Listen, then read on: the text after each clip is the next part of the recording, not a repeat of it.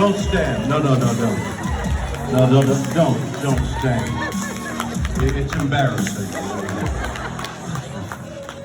Hello, everybody. Here we are in Chicago. I did a blues song called Chicago. It went #1 blues song. I know you all missed it, but somebody bought it. Listen, I don't know what you want to hear from me. I don't have anything really to talk about. So here's what I've been doing, okay? I went up there and I came back down. Look. But the way it worked out was really extraordinary. A gentleman, lovely, has become a good friend of mine. Jason, I wonder if he wanted his last name. Yeah, what the hell. Jason Ehrlich is a youngish, depending on your point of view. From my point of view, he's a child. Said about 2 years ago, you know, they're doing this Blue Origin thing. They're going to go up and everything. You should go up there, Bill. I said, I'm not going to go up there. No, I don't want to go up this. I don't have to go to space. He said, you know, it's really good. And I said, nobody's interested in me going to space. He says, no, they wouldn't. I said, Jason, that's it. Anyway, he calls Seattle Blue Origin. The guy there in Blue Origin, I don't remember who it was, said, well, why don't you come up and talk about it? So Jason convinces me to fly up from Los Angeles to Seattle to see the people at Blue Origin. And we get in there, and there's Jeff Bezos, head man. So we start talking, and then he ushers me around to his lobby, which is 3 times the size of this room, the lobby of Amazon, thank you. I would have retrieved it, but it just takes time, okay? So he's the guy who invented Amazon, and turns out to be a spectacular gentleman. But we go into the... See, I said something nice about Jeff Bezos, and that was Elon Musk did that. So we go into the lobby, he takes me to the lobby, and in this lobby, in this giant lobby, are all the paraphernalia of Star Trek, including the starship. See, I would have gotten it, just takes me time. So there's the Enterprise, under glass, and I mean, it was a spectacular display of paraphernalia from Star Trek. Turns out, not only is he a great Star Trek fan, I should have brought him here. Not only is he a great Star Trek fan, but he claims that Star Trek brought him into the whole space thing, and I'm looking like flabbergasted. Okay, so now we start talking about what do we want to do, and Jason's urging, if you take Shatner on the first trip, you know, and I go, no, you know, I don't want to go. It's dangerous. Are you kidding? So we leave there with the idea that, yeah, it sounds like a really good idea. They'll get back to us. And then the COVID thing happened, and that took a year out of everybody's, I don't have to tell you. And so 6 months ago, they announced they're going to go on their first trip into space, Blue Origin. So I think, well, I guess I'm going to go. First trip, go there, go out to Texas, where it's all, you know, they have their own blast-off place, their own space program. Yeah. And then Jeff Bezos announces that he's going to go. So I think, oh, he'll choose me, and we got on. I'll go with him. I'll go with Jeff Bezos. And he chooses his brother. So he and his brother and an elderly lady and a very young guy, they go up. And I said to Jason, see, I told you, man, it's not, I mean, nobody cares about me going out. He says, well, maybe the second trip. I said, well, the second trip's like being vice president. Nobody knows. So they said, would you like to do the second trip? So here was my frame of mind. Like, you know, facing an audience and talking, just talking, and hoping that you can be entertaining enough to occupy your attentions, and people don't start to leave, and that has happened. You know, where are you going? I'm out of here. You know, that's enough of an adventure for me. You're always walking a tightrope. Like, I hope they laugh at this joke. And how many times have you told something you thought was funny, and you know, and then they went, and then they fell, and nothing happened, and that was the joke. You got your neighbors. But imagine doing that in front of 2,000 people. That's enough of an adventure for me. So I thought, you know, what I'll do, because now they asked me to go. I said, you know, it's worth the thrill. When my family, we've got all kinds of kids and things like that, and we go to an entertainment area with a roller coaster. Where were you? She's looking down at her phone. I'm here, over here. The kids go on the roller coaster. Come on, Daddy, come on. I don't need a roller coaster. I'm walking tightrope. I don't need a roller coaster. I don't need to go up in space. Then I thought, you know, the thrill. A couple of months before that, I was asked to go on Shark Week. Did anybody see Shark Week? 5 people saw Shark Week. So they said, you know, we'll go to the Bahamas. I can never get it straight. You go to the Bahamas and deal with the Bahamians. I don't know why you're not the Bahamians, but they turn out the people from Bahamia are Bahamians. And they don't behave themselves. So I'm invited to go, and there I am. I'm a scuba diver. I've been for many years. So they put the tank on my back, and I'm ready to jump into the water with the mask. And I'm looking down at the water roiling. What is that? Oh, sharks. Sharks? They're waiting for me to jump in. Yes, that's right. The most dangerous time to go in when you're observing sharks is the entrance and the exit. So be very careful on the entrance. Okay. So we're talking about thrills, right?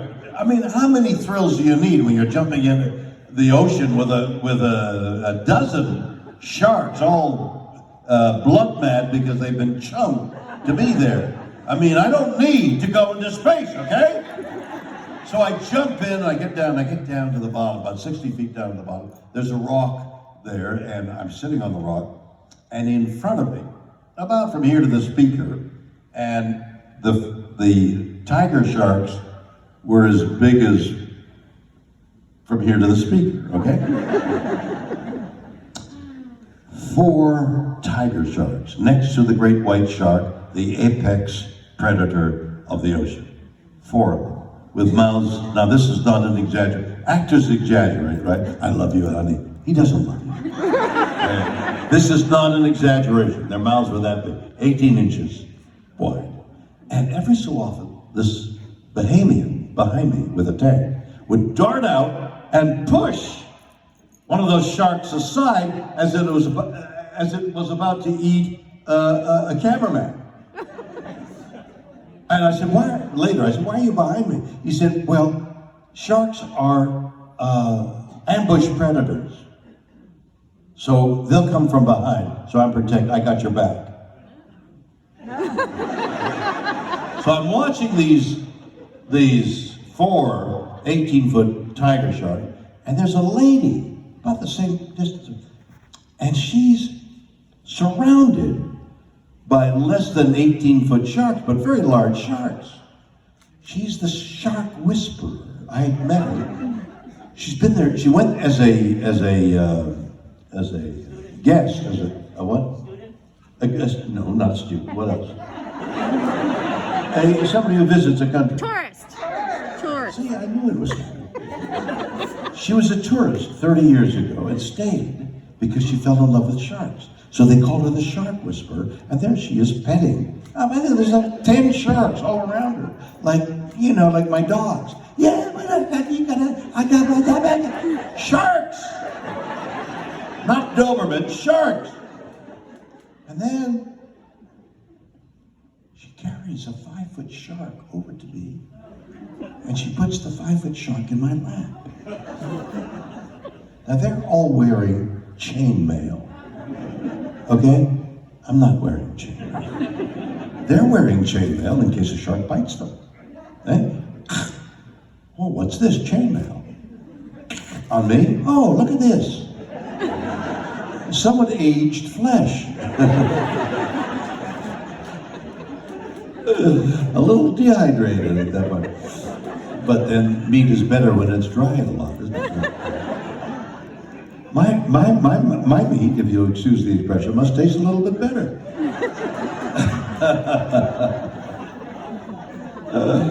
So she puts this 5-foot shark on my lap, and I'm petting it, and I had read somewhere that if you can turn a shark upside down, and they got their belly facing you, and you soothe their belly.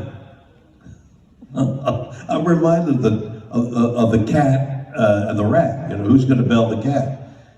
If you turn a shark upside down, first of all, you have to turn a shark upside down. Okay?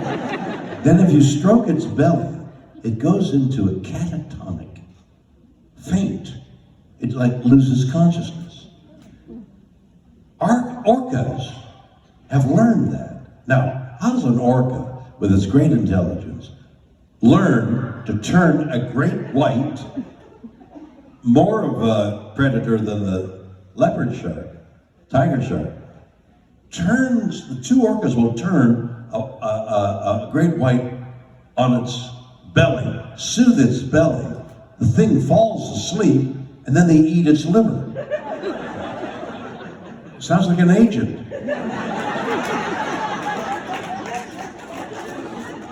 I just made myself laugh.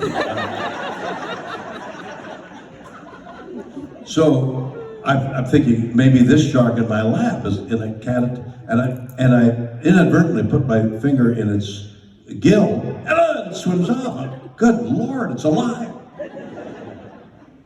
So I don't need the thrill of space, okay? I've swum with sharks and been married more than once. I didn't make you laugh on that. So they offer me to go up to space. And I think, the thrill of it, the absolute unique thrill of it, like weightlessness and seeing the blue orb that the great Carl Sagan. Can you travel with me? I'll heal you so you can throw away your cane and walk. Heal and remind me of everything I forgot.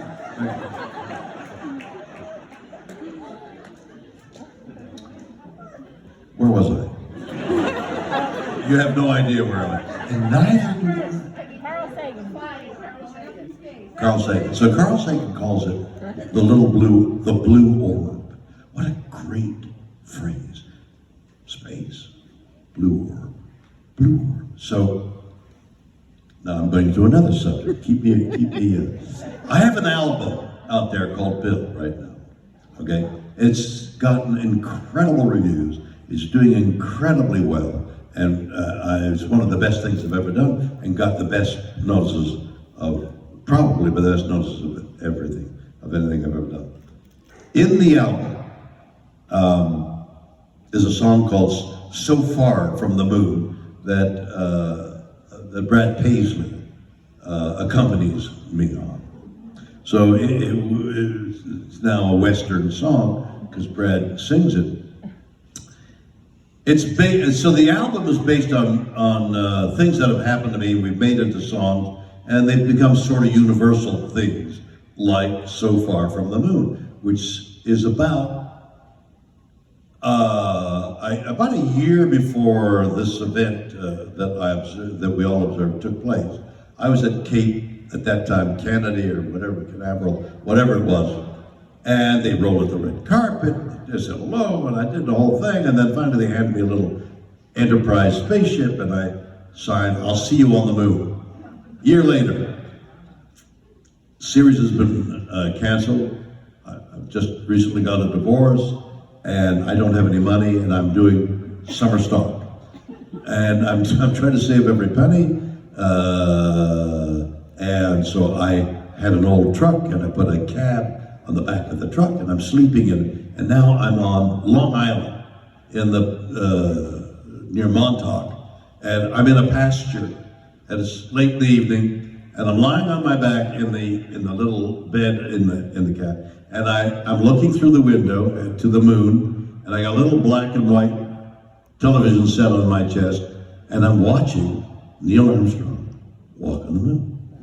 The apex, the apogee of his and all America's moment. We walked on the moon, the glory. During the previous 3 years when Star Trek was on, we found that when our ratings were good, government voted more money for NASA.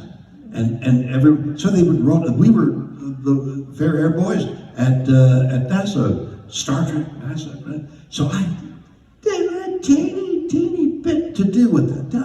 You get, but I thought I contributed a drop to that, and I'm in the bottom of my life, and there. So the song is called "So Far from the Moon." When you're so far from anything you ever expect, that's the song. "So Far from the Moon." So I am now Carl Sagan. So I'm thinking, okay, so I'll write, well, the team that put that album together, meet in New York, just prior to my going to Texas. And we say, it's going so well, we ought to write a song, a single, about Bill's experience in space. I said, okay, so guys, I don't want to say Little Blue Orb. I want to come up with something more poetic, like Oasis. Wow, that's a nice, and what rhymes with Oasis, stasis. I mean, what, the things that I want to talk about is like the vastness, the curiosity of space and all those galaxies and exploding stars and dark holes, and here's the blue orb, and we'll do a song like that, and how joyful I felt. And so we started at dinner, we started to take notes. That's going to be the single. When I came down, my first phone call was to my friend Rob, the poet, he and I would talk out a song, and he'd write the lyrics. I called him and I said, everything we talked about at dinner? Forget about it. It has nothing to do with my experience in space. So that's by way of coming around to tell you that we did 2 days of training, mostly getting in out of a flat chair, in what they would say, now this is weightlessness, and you're going to get back in the chair, because the moment the weightlessness is over, you're into 5Gs, and you can break your back. Right? Yeah, or if you can't get in the chair, at least lie flat on the floor. So, day after day, imagine a flat chair with high thing, and now you got a 5-point harness, which includes a crotch strap. Okay. So the drill was get into the chair, strap this is like covering this shoulder, get the waist one in. That's the most important one. Get the waist part, then get down to the crotch thing. Now you're feeling for the the insertion of the crotch thing, you're feeling for it, okay? You can't find it. The instructoress, this lovely young lady, kept saying, "You missed the crotch strap." And it began to feel like a failure. Not only that, the two guys that bought seats are extraordinarily bright. And the lady who was assigned the other seat, she was, we made up 4 members. She's a space lawyer, Audrey Powers. I mean, not only she was an engineer, she became a space lawyer, then she became head of all the practical things at Blue Origin. So she knew everything theoretically. But there are no words in the English language, nor in our experience, to tell you what weightlessness is. Oh, I jump up in the air. That's not weightlessness. Weightlessness is so weird and so antithetical to anything we experience that you see these people turning somersaults and all, in weightlessness. I don't want to turn a somersault. I don't want to fly through the air. I want to look out the window. But I can't get to the window because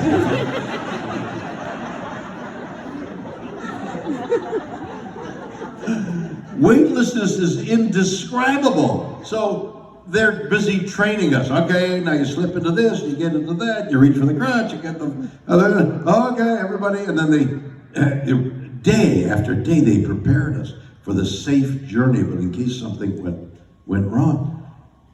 Using muscles to get out of this chair. You gotta get out of the chair. And all the arms and legs.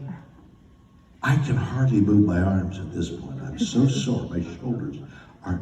Last night I'm sleeping on my shoulder, my side, and oh my God, I'm in pain. Then, prior to the whole thing, I had to walk up 11 flights on the gantry. So they're saying, "Oh, he's the oldest man that ever went into space." No, for God's sake. I don't even recognize the number 90. Well, who's 90? What are you talking about? No, you don't understand.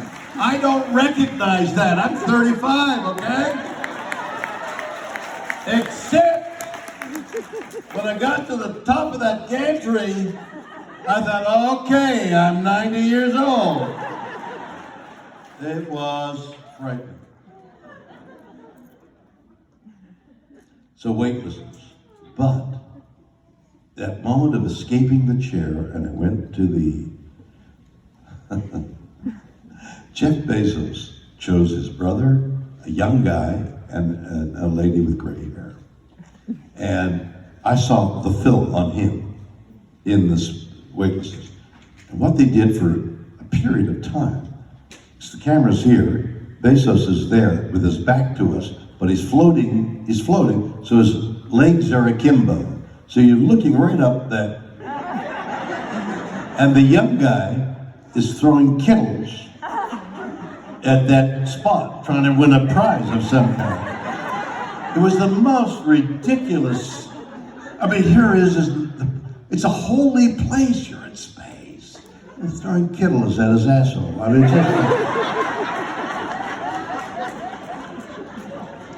So I'm looking out the window, and all of a sudden, we're in the blue sky, we're going through the sky, all of a sudden we burst through the blue sky.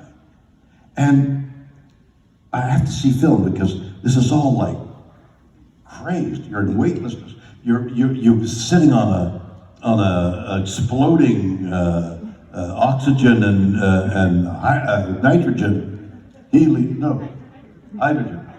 Oxygen and hydrogen, and I've been mesmerized by the Hindenburg. Eh? What did the Hindenburg